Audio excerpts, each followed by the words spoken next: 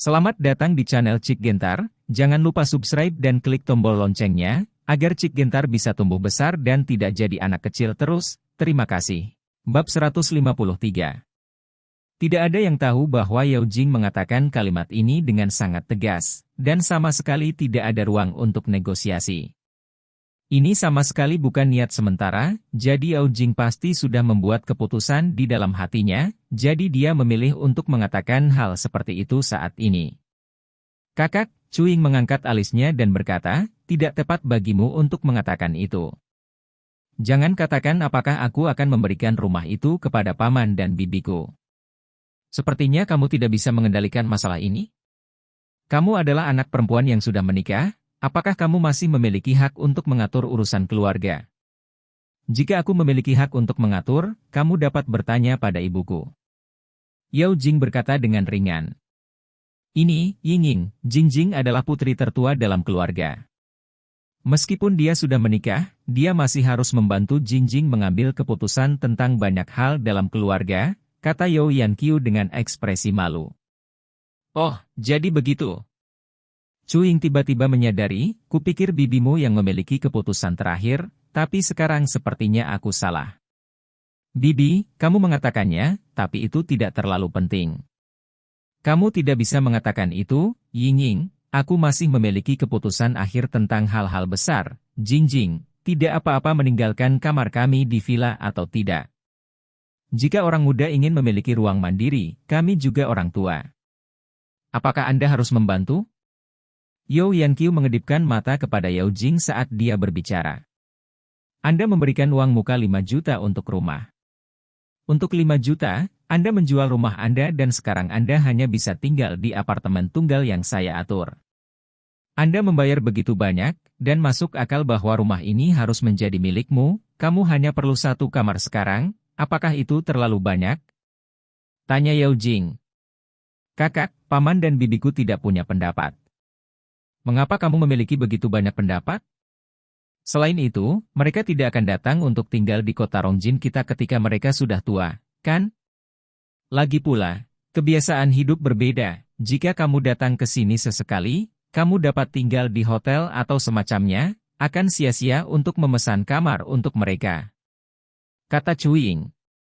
Saya tidak peduli siapa yang setuju dan siapa yang tidak. Anda harus memiliki kamar di villa Anda.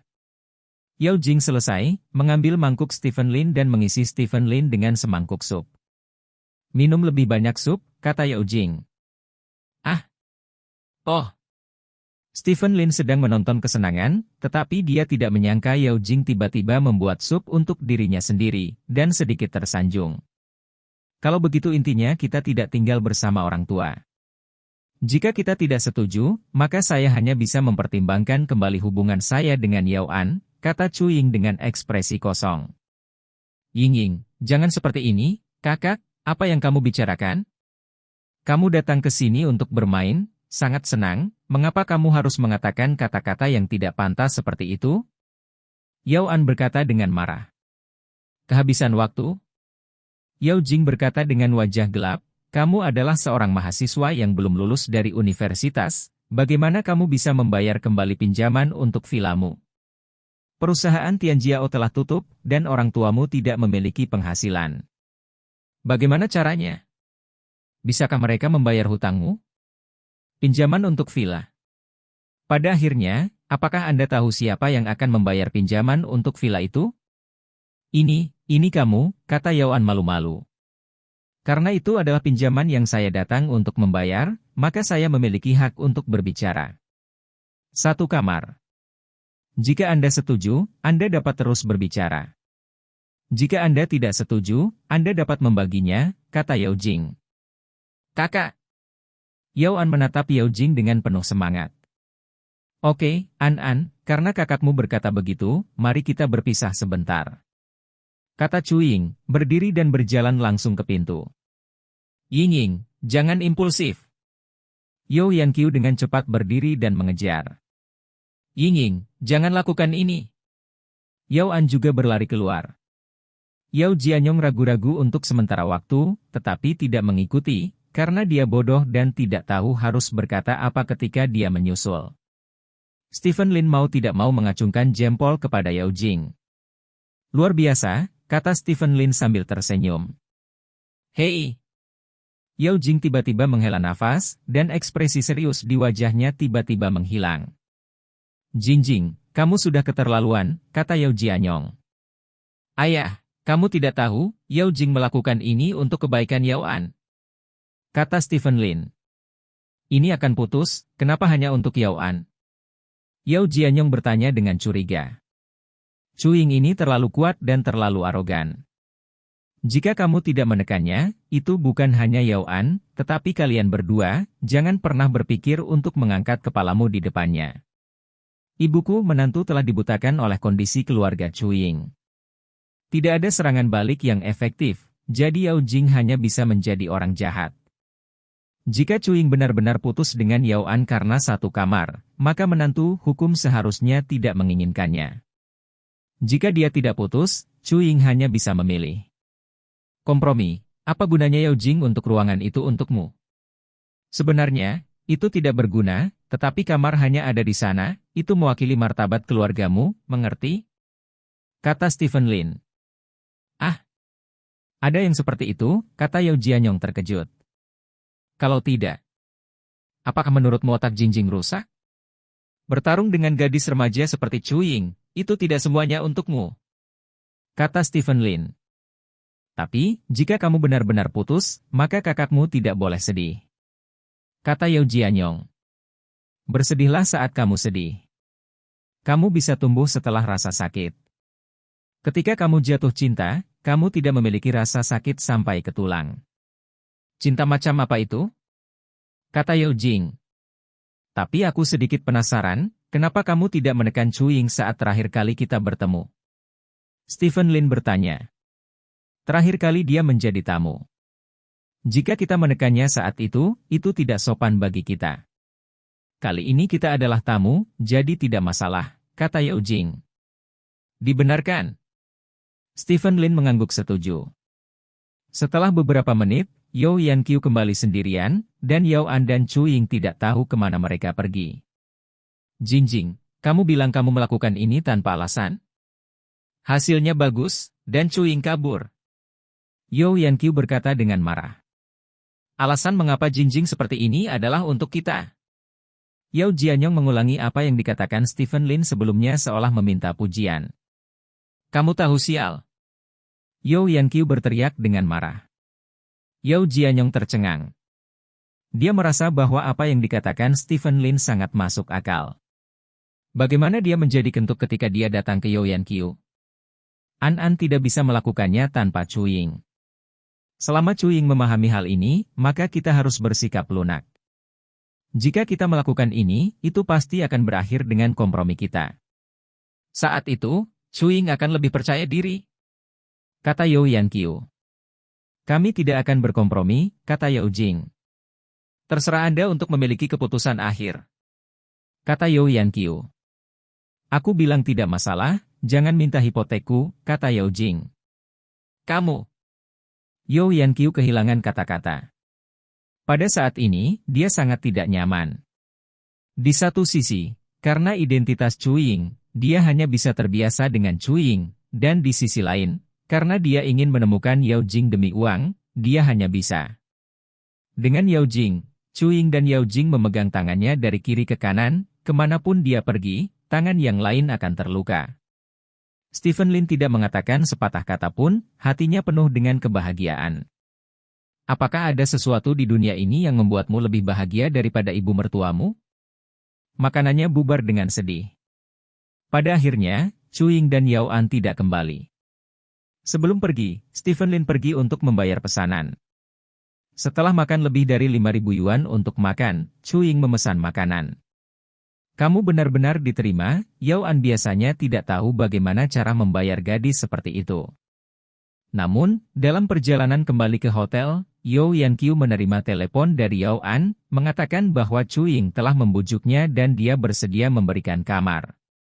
Sore hari, semua orang pergi untuk melihat kamar seperti yang direncanakan. Berita ini benar-benar membuat Stephen Lin sedikit terkejut. Secara logis, Cuing menangkap Yao An dan Yao Yanqiu, dua titik mati yang menjilat anjing, dan tidak mungkin untuk berkompromi. Mengapa mereka berkompromi begitu cepat? Kalian pergi untuk melihat kamar di sore hari, dan aku akan berkumpul dengan teman sekelas universitas. Stephen Lin berkata kepada Yao Jing setelah mengirim semua orang ke lantai bawah hotel. Ya. Yao Jing mengangguk. Kembalilah ke hotel lebih awal setelah membaca, berkemas, dan pergi ke pesta pernikahan denganku di malam hari, kata Stephen Lin. Apakah pantas bagiku untuk pergi? Yao Jing bertanya. Apa yang cocok atau tidak? Reuni kelas tidak lebih dari tindakan paksaan yang nyata dan tidak nyata. Dengan menantu yang begitu cantik sepertimu, maka aku tidak perlu melakukan apa-apa, paksaan sudah penuh. Stephen Lin tersenyum. Aku selalu merasa yang Wan Kun Fang bukanlah kata yang bagus. Yao Jing mengerutkan kening. Naik dan istirahat dulu, aku akan menunggu bus di sini, kata Stephen Lin. Oke. Yao Jing membawa Yao Yanqiu dan istrinya ke atas. Stephen Lin berdiri di gerbang hotel dan memanggil orang-orang di bawahnya. Tidak lama kemudian, sebuah Aston Martin Fengxian dengan HC 4121 melaju perlahan dan berhenti di depan Stephen Lin. Mata orang yang tak terhitung jumlahnya tertarik dengan mobil sport super ini dan menoleh. Seseorang turun dari kursi pengemudi dan dengan hormat menyerahkan kunci mobil kepada Stephen Lin. Stephen Lin mengambil kunci, masuk ke mobil, dan menginjak pedal gas. Berdengung. Mesin V12 membuat raungan berat, dan kemudian mobil itu melesat keluar seperti anak panah dari tali. Rongjin City, klub eksklusif. Stephen Lin memarkir mobil di pintu dan keluar dari mobil. Yang diparkir di sebelah Stephen Lin adalah Porsche 911. Stephen Lin sepertinya pernah melihatnya di lingkaran teman-temannya. Stephen Lin tersenyum sedikit dan berjalan menuju pintu klub OUC. Reuni kuliah sore ini diadakan di klub OUC ini. Klub OUC ini juga diatur oleh Sang Kuan, dan itu cukup mewah. Setelah memasuki pintu klub OUC dan melaporkan namanya, pelayan membawa Stephen Lin melalui koridor panjang dan datang ke halaman. Halaman di tengah halaman sangat besar, dan ada meja bundar. Beberapa orang seusia Stephen Lin sedang duduk mengelilingi meja bundar. Seorang pelayan tampan sedang membuat teh untuk semua orang. Ada meja biliar di sebelah meja bundar, dan seseorang sedang bermain biliar. Selain itu, ada layar proyeksi yang tergantung di halaman, dan sebuah lagu diputar, dan seseorang bernyanyi dengan mikrofon. Stephen Lin berjalan ke halaman, dan banyak orang melihat ke atas. Mengetahui nasibmu. Kamu di sini. Sapaan yang jarang terdengar, dan sepertinya semua orang tidak terlalu antusias. Stephen Lin tersenyum sedikit dan tidak keberatan, karena popularitasnya di perguruan tinggi tidak terlalu bagus, dan alangkah baiknya jika semua orang bisa menyapa sekarang. Bab 154. Jika ada satu kata untuk menggambarkan kehidupan kampus Stephen Lin, itu adalah transparansi. Untuk memanfaatkan waktu dengan lebih baik untuk memperkuat dirinya, Stephen Lin hampir sepenuhnya meninggalkan komunikasi di perguruan tinggi, jadi di sekolah, dia adalah orang yang benar-benar transparan. Dia hanya punya beberapa teman yang bisa berbicara dengannya. Satu-satunya sahabat adalah Huang Tinjun, yang hampir tidak berinteraksi dengan orang lain di luar kelas. Setiap hari sepulang sekolah, Stephen Lin termasuk orang yang paling cepat keluar, dan dia tidak bergaul dengan orang-orang, jadi dia hampir di kelas tidak ada popularitas. Huang Tingjun tidak ada di sini sekarang, dan beberapa orang yang bisa berbicara dengannya tampaknya tidak ada, jadi pemandangannya agak dingin untuk sementara waktu. Stephen Lin berjalan ke meja bundar dan duduk sendiri, lalu melihat sekeliling ke semua orang yang hadir. Mereka yang bisa duduk di sini dan minum teh semuanya adalah teman sekelas laki-laki, dan semua orang berpakaian bagus, sepertinya mereka seharusnya baik-baik saja. Zoming datang dan bermain biliar. Seseorang yang bermain biliar di sebelahnya memanggil Stephen Lin sambil tersenyum. Stephen Lin menoleh untuk melihat, tetapi dia mengenal pria itu, San Dasheng yang memintanya untuk meminjam anggota IKA. San Dasheng terlihat sangat baik, dengan kepala belakang di kepala dan rambut berkilau. Wajah tidak kurus atau gemuk, itu adalah wajah nasional, dan ada janggut di dagu, memberi orang perasaan dewasa. Dia mengenakan kemeja putih, jas dan rompi kecil, dan dia mengenakan celana panjang lurus dan sepatu kulit. Di pergelangan tangannya ada jam tangan bertatahkan berlian yang mahal, dan kunci mobil Porsche tergantung di pinggangnya. Tampilan ini adalah pakaian standar pebisnis perkotaan yang sukses. Aku akan menyesap teh dulu, kata Stephen Lin sambil tersenyum.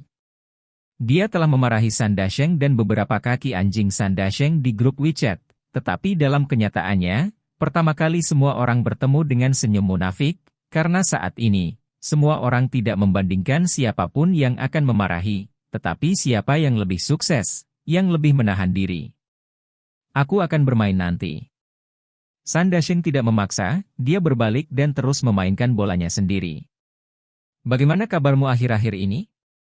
Apakah kamu sudah menikah? Berapa umur anak-anak? Stephen Lin saling menyapa di meja, menanyakan tidak lebih dari hal-hal sepele. Lagi pula, kita sudah lama tidak bertemu. Tahun, dan kami masih sedikit asing satu sama lain. Jadi kami hanya bisa saling menghangatkan dulu melalui hal-hal sepele ini.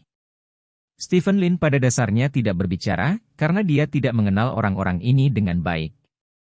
Jika Anda menyela dengan gegabah, mudah menjadi dingin. Dia hanya perlu mengatakan, hebat, dan sangat baik, dengan semua orang ketika orang lain mengatakan sesuatu tentang dia kata-kata ini akan baik-baik saja.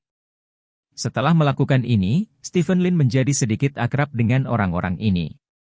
Zoming, bagaimana kabarmu setelah lulus? Seseorang akhirnya berpikir untuk menanyakan sesuatu kepada Stephen Lin. Tentu saja, ini terutama karena semua orang di ruangan itu telah selesai memamerkan apa yang seharusnya mereka pamerkan, dan tidak ada lagi yang bisa dikatakan.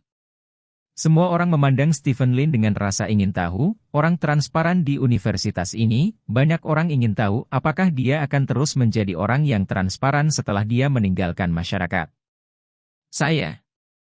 Saya baru saja pulang untuk membantu keluarga, dan kemudian menikah, tetapi saya tidak menginginkan anak. Stephen Lin menggaruk kepalanya dan berkata dengan sederhana, dia tidak bermaksud pamer, jadi dia secara alami membuatnya tetap sederhana. Beberapa orang di ruangan itu saling memandang, dan diam-diam mengatakan bahwa orang transparan adalah orang yang benar-benar transparan. Kehidupan setelah lulus dari perguruan tinggi sama sekali tidak cerah. Membantu keluarga dengan barang-barang mungkin menunjukkan toko untuk toko keluarga atau semacamnya. Siapa istrimu? Tanya seseorang di sebelah Stephen Lin. Siapa itu? Siapa? Stephen Lin bertanya dengan curiga. Siapa lagi? Itu dia, Gu Feiyan, kata pria di sebelah Stephen Lin. Gu Feiyan? Mendengar nama ini, mata banyak orang berbinar, dan kemudian menatap Stephen Lin, berharap mendapatkan jawaban Stephen Lin. Gu Feiyan. Bagaimana mungkin istriku menjadi dia? Stephen Lin menggelengkan kepalanya. Ketika orang-orang di sekitar mendengar kata-kata Stephen Lin, mata mereka menjadi cerah. Sayang sekali, bukankah Gu Feiyan mengatakan bahwa dia menyukaimu di perguruan tinggi, dan dia telah mengejarmu sejak lama? Kata orang di sebelah Stephen Lin. Kapan itu terjadi? Sudah bertahun-tahun sejak saya lulus kuliah. Saya belum berhubungan lagi. Stephen Lin menggelengkan kepalanya. Wanita bernama Gu Feiyan ini juga teman sekelas kuliahnya, orang ini tidak bisa menyelesaikannya dengan beberapa kata, dan tidak bisa mengatakannya dengan jelas. Pada saat ini, langkah kaki tiba-tiba datang dari pintu masuk halaman. Langkah kaki yang renyah ini bisa terdengar seperti suara sepatu hak tinggi. Semua orang melihat ke pintu, dan pada tampilan ini, hampir semua pria tercengang. Di pintu, seorang wanita cantik yang cantik berjalan ke halaman di bawah bimbingan pelayan. Wanita ini memiliki rambut pendek yang mampu mencapai lehernya. Wajahnya adalah wajah oval standar, dengan kulit putih. Setelah sedikit riasan, ada sedikit warna merah muda di kulit putihnya. Bibirnya merah, dan dia tahu dia memakai lipstik. Sepasang matanya adalah mata dan feng yang paling gerah, dan ada aliran gerakan mata yang halus di matanya, yang terlihat sangat bergerak. Melihat sosok orang ini, tingginya sekitar 1,65 meter, yang tidak terlalu tinggi, Tetapi dia menginjak sepatu hak yang sangat tinggi, yang membuat tingginya langsung melebihi 1,75 meter. Dia mengenakan gaun pendek off the shoulder, yang serba hitam, membungkus tubuhnya dengan erat, membuat garis-garis tubuhnya sangat jelas. Semua mata pria tertarik pada wanita ini, dibandingkan dengan wanita lain di sekitarnya, wanita ini seperti bunga teratai di lumpur. Gu Feiyan. San Dasheng adalah yang pertama memanggil, lalu meletakkan tongkat dan berjalan langsung ke kecantikan dengan rok pendek. Beberapa anjing menjilati San Dasheng juga berjalan bersama. Gu Feiyan. Stephen Lin menyipitkan mata, melihat keindahan dalam rok pendek. Sage hebat. Wanita cantik bernama Gu Feiyan menyapa San Dasheng sambil tersenyum. San Dasheng berjalan ke arah Gu Feiyan, memandang Gu Feiyan dari atas ke bawah, dan berkata, "Kamu sudah terlalu cantik ketika kamu masih kuliah. Aku tidak berharap kamu menjadi lebih dan lebih cantik dan seksi setelah lulus. Kamu benar-benar tahu bagaimana berbicara." Gu Feiyan berkata sambil tersenyum, lalu melihat sekeliling pada orang-orang yang hadir. Setelah melihat Stephen Lin, Gu Feiyan melontarkan senyum penuh arti di matanya. "Apakah kamu bermain?" San Dasheng bertanya. "Tidak, saya baru saja bergegas ke sini segera setelah saya turun dari bus. Saya sedikit haus. Saya akan minum teh dulu," kata Gu Feiyan, dan berjalan menuju meja teh sendiri. San Dasheng melirik Stephen Lin dengan senyum di mulutnya, dan tatapan main-main melintas di matanya. Semua orang memandang Gu Feiyan. Ketika Gu Feiyan duduk di sebelah Stephen Lin, semua orang menunjukkan ekspresi yang saya tahu. Stephen Lin meletakkan tangannya di atas meja kopi dan melihat ke depan dengan sedikit membungkuk. Gu Feiyan duduk di samping Stephen Lin, dan bahkan kakinya sedikit menyentuh kaki Stephen Lin. Stephen Lin sedikit kesal, "Mengapa ada bangku di sini? Tuangkan saya secangkir teh, cantik," kata Gu Feiyan kepada pelayan cantik yang sedang membuat teh. "Ah, baiklah." Pelayan itu tampaknya terpana oleh kecantikan Gu Feiyan. Dia sedikit terkejut. Setelah mendengar suara itu, dia mengangguk dengan tergesa-gesa, dan kemudian mulai membuat teh. Gu Feiyan menoleh, menopang wajah profilnya dengan satu tangan, memandang Stephen Lin dan berkata, "Hai." "Hah?" Stephen Lin kembali menatap Gu Feiyan. "Lama tidak bertemu." Gu Feiyan memandang Stephen Lin sambil tersenyum dan berkata, mata besar yang indah itu membuat napas banyak orang menjadi sedikit mandek. Tidak heran Gu Feiyan dianggap sebagai bunga sekolah ketika dia masih kuliah, mata itu cukup untuk membuat banyak yang disebut Dewi merasa malu. "Memang." Stephen Lin mengangguk, dengan tenang. "Apakah kamu merindukanku?" Gu Feiyan mengajukan pertanyaan yang membuat sebagian besar pria di tempat kejadian sedih. Setelah bertahun-tahun, Gu Feiyan masih sama dengan Gu Feiyan di perguruan tinggi. "Tidak." Stephen Lin menggelengkan kepalanya dan menjawab dengan jujur. "Benar-benar kejam." Gu Feiyan tersenyum dan sepertinya tidak terlalu peduli. "Cantik, ini tehmu." Pelayan itu meletakkan secangkir teh di depan Gu Feiyan. Gu Feiyan mengambil cangkir teh dan menyesapnya. Sebuah sidik bibir merah tertinggal di cangkir putih. Beberapa pria diam-diam memutuskan bahwa mereka akan mengambil cangkir ini kembali secara diam-diam setelah mereka bubar. "Sage hebat, ayo bermain."